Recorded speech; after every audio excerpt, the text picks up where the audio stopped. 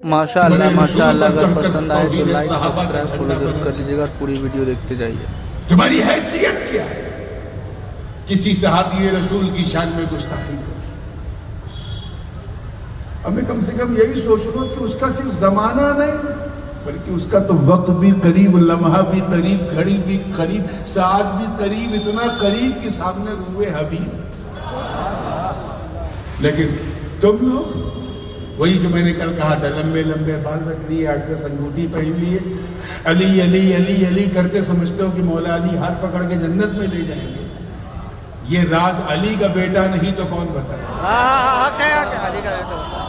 سبحان اللہ سبحان اللہ. ہوش کے ناخن. حضور نے فرمایا اللہ اللہ فی اصحابی، میرے صحابہ کے بارے میں الٹا سیدھا مت کرو. رب تعالیٰ نے فرمایا وَكُلٌّ وَعَدَ اللَّهُ الْحُسْنَى، اللہ نے سب سے جو ہے جنت کا وعدہ کر لیا. تم یہ مت کرو کہ یہ ایسے ہیں، یہ ویسے ہیں، یہ کم ہیں، یہ زیادہ ہیں، انہوں نے ایسا کیا ویسا کیا. پہلے یہ جانو کون صحابہ. میں آ رہا ہوں. آج ہم نقصان میں کیوں؟ اس کی ایک وجہ یہ بھی ہے، آئیڈیالوجیکلی ہم گڑبڑ ہو جا رہے ہیں. وہ صحابہ جنہوں نے دشت و دشت ہے دریا بھی نہ چھوڑا.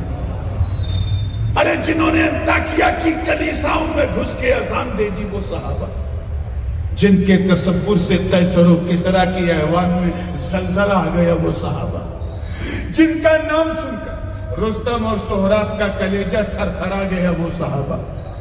ارے جن کے تصور سے قیصر و کسریٰ کی فصیلیں کب کپا جائیں، وہ صحابہ جنہوں نے روما جیسی طاقت کا گھمنڈ مٹی میں ملا دیا، وہ صحابہ. ارے جن کا چہرہ دیکھ کر قدس کا پادری قدموں میں چابی رکھ دے، وہ صحابہ. ارے میدان بدر و حنین میں، پونا والوں اس نقطے کو سننا، میدان بدر و حنین میں جنہوں نے اپنے کافر رشتہ داروں کے خلاف تلوار اٹھا کر یہ پیغام دے دیا کہ اے لوگوں، رشتہ داری اور ہے، مصطفیٰ کی وفاداری اور.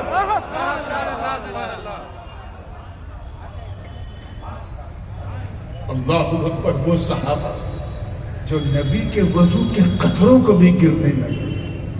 کوئی اپنے پلکوں سے ملے، کوئی اپنے ہاتھوں پہ، کوئی اپنے چہرے پہ، کوئی اپنے سر پہ، کوئی اپنی آنکھوں سے. اس منظر کو دیکھ کر کافر بھی تھر تھرا جائے اور کہے کہ جو قوم اپنے نبی کا قطرے آب یعنی پانی کا قطرہ بھی گرنے نہ دے، وہ قطرے خون کیسے گرنے دے؟ وہ مقدس جماعت. دیکھیں کتنے لوگ تاریخ جانتے ہیں کہ صرف ایک اشارہ ملا تو رات ہی رات مکے سے مدینے کی طرف ہجرت کر لی، وہ صحابہ. تبوک کے موقع پہ جب حضور نے مال و زر کا مطالبہ کیا تو سب کچھ قدموں میں نچھاور کر دیا، وہ صحابہ. ارے جنہوں نے دریائے نیل کی روانی کو صرف ایک خط لکھا تو روانی کا مزاج بدل جائے، وہ صحابہ. ارے جنہوں نے دریائے دجلہ کی روانی کی پرواہ نہ کی اور فتح قادسیہ کے وقت سعد ابن ابی وقاص کی کمان میں شامل ہو کر جب دریائے دجلہ کا سامنا ہوا اور طوفان مارتی لہروں نے روکنا چاہا تو نہ آؤ دیکھا نہ داؤ دیکھا، بلکہ اپنے گھوڑوں کو دریا میں کدا کر لوگوں کو حیرت میں ڈال دیا. اور اس دل پرے منظر کو دیکھ کر شاعر مشرق کو بھی کہنا پڑا کہ دست و دست ہے، دریا بھی نہ چھوڑے ہم نے، بحر ظلمات میں دوڑا دیے گھوڑے. اللہ اکبر. یا رسول اللہ زندہ باد. یاد رکھنا، جو صحابہ کا ذکر کر کے اہل بیت کو بھول جائے وہ بھی نقصان میں ہے، وہ بھی زور سے بولو. اور جو اہل بیت کی کشتی میں بیٹھ کر صحابہ سے منہ پھیر لے وہ بھی نقصان میں.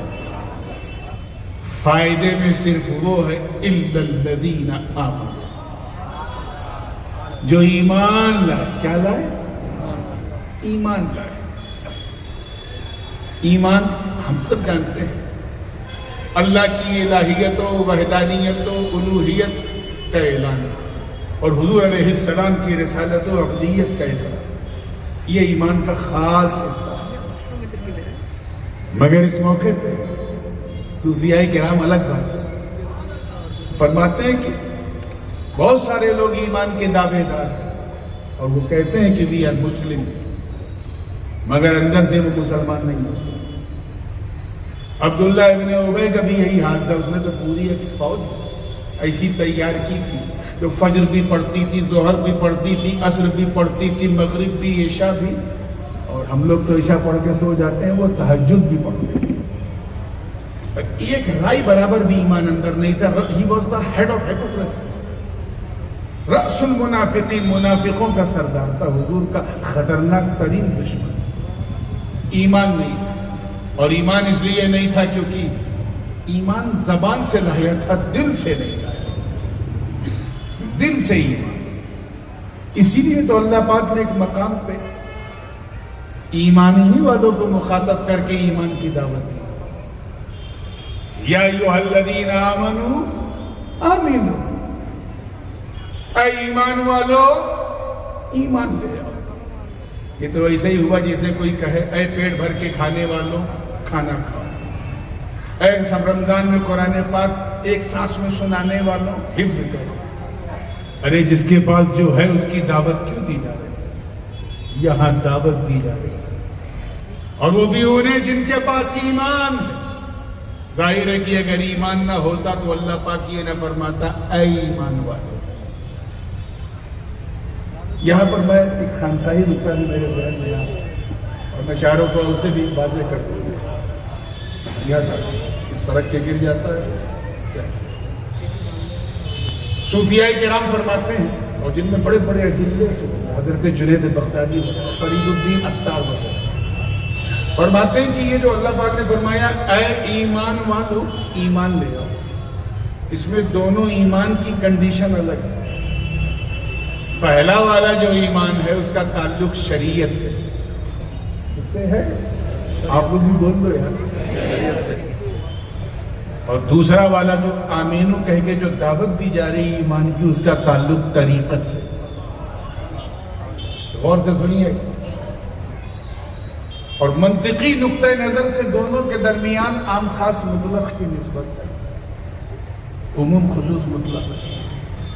یعنی ہر طریقت والا شریعت والا، لیکن ہر شریعت والا طریقت والا ہو یہ ضروری ہے.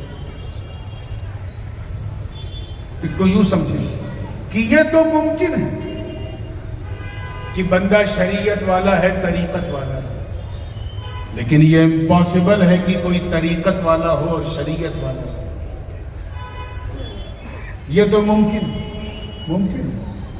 کہ بندہ اللہ کو جانتا ہے، عالم ہے، مولانا ہے، مفتی ہے، اللہ کو بولو جانتا ہے. کیا کہ وہ احد ہے، صمد ہے، لم یلد ہے ولم یولد ہے ولم یکن لہ کفوا احد. وہ لامحدود ہے، غیر متناہی ہے، جانتا ہے، پہچانتا نہیں. لیکن یہ ناممکن ہے کہ کوئی اللہ کو پہچانتا ہو اور جانتا ہو.